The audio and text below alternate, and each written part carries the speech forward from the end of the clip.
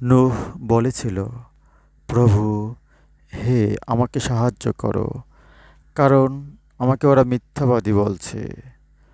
পরে আমি তার কাছে ওহী পাঠালাম, তুমি আমার তত্ত্বাবধানে ও আমার নির্দেশে নৌকা তৈরি করো। অতঃপর যখন আমার আদেশ আসবে ও ভূপৃষ্ঠ প্লাবিত হবে, তখন উঠিয়ে নিও প্রত্যেক জীবের এক জোড়া এবং তোমার পরিবারবর্গকে, তাদের মধ্যে যাদের বিরুদ্ধে পূর্ব সিদ্ধান্ত হয়েছে তাদের ছাড়া। এবং জালিমদের সম্পর্কে তুমি আমাকে কিছু বলো না, তারা নিমজ্জিত হবে। যখন তুমি তোমার সঙ্গীরা জলযানে আরোহণ করবে, তখন বলো, সমস্ত প্রশংসা আল্লাহরই, যিনি আমাদের অত্যাচারী সম্প্রদায় হতে উদ্ধার করেছেন। আরও বলো, হে আমার প্রভু, আমাকে কল্যাণকরভাবে নামিয়ে দিও, এ ব্যাপারে তুমিই শ্রেষ্ঠ। এতে অবশ্যই নিদর্শন রয়েছে। আমি তো ওদের পরীক্ষা করেছিলাম, পরে অন্য এক কওমকে তাদের স্থলাভিষিক্ত করেছিলাম। ওদেরই মধ্যে এক রাসূলকে এ বলে পাঠিয়েছিলাম যে, তোমরা আল্লাহর বন্দিগি করো, তিনি ব্যতীত তোমাদের অন্য কোনো উপাস্য নেই। তবুও কি তোমরা সাবধান হবে না? তার কওমের কাফির প্রধানগণ, যারা পরলোকের সাক্ষাৎকারকে মিথ্যা বলতো এবং যাদের আমি দুনিয়ায় প্রচুর ভোগ সম্ভার দিয়েছিলাম, তারা বলেছিল, এ তো তোমাদেরই মতো একজন মানুষ। তোমরা যা খাও সেও তাই খায়, এবং তোমরা যা পান করো সেও তাই পান করে। যদি তোমরা তোমাদেরই মতো একজন মানুষের আনুগত্য করো, তবে অবশ্যই ক্ষতিগ্রস্ত হবে। সে কি তোমাদের এ ওয়াদাই দেয় যে তোমরা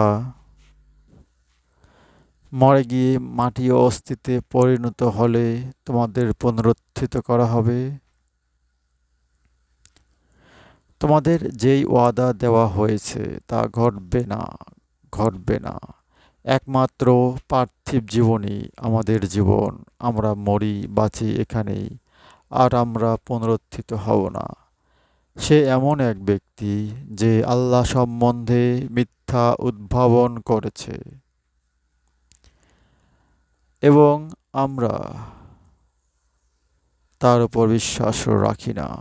সে বলল, হে আমার রব, আমাকে সাহায্য করো, ওরা আমাকে মিথ্যাবাদী বলে। আল্লাহ বললেন, অচিরে ওরা অনুতপ্ত হবেই। পরে সত্য সত্যই এক মহাগর্জন ওদের আঘাত করল, এবং আমি ওদের তরঙ্গতাড়িত আবর্জনা সদৃশ্য করে দিলাম। তাই জালিম কওম ধ্বংস হয়ে গেল। পরে তাদের পরে আমি বহু জাতি সৃষ্টি করেছি। কোনো জাতি তার নির্ধারিত কালের অগ্রে যেতে পারে না, পশ্চাতেও যেতে পারে না।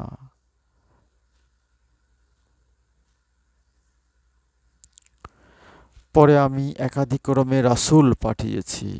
যখনই কোনো জাতির কাছে রাসূল এসেছে, তখনই তারা তাকে মিথ্যাবাদী বলেছে। পরে ওদের একের পর এককে ধ্বংস করলাম। ওদের আমি কাহিনীর বিষয় করেছি। সুতরাং অবিশ্বাসীরা ধ্বংস হোক। অতঃপর আমি মূসা ও তার ভাই হারুনকে আমার সুস্পষ্ট নিদর্শন প্রমাণসহ পাঠালাম ফেরাউন ও তার পরিষদ বর্গের নিকট, কিন্তু ওরা অহংকার করল। ওরা ছিল উদ্ধত সম্প্রদায়। ওরা বলল, আমাদেরই মতো দু ব্যক্তিতে কি বিশ্বাস করব, এবং যাদের কওম আমাদের দাসত্ব করে? অতঃপর ওরা তাদের মিথ্যাবাদী বলল, এবং ওরা ধ্বংসপ্রাপ্ত হলো। আমি মূসাকে গ্রন্থ দিয়েছিলাম যাতে ওরা সৎপথ পায়।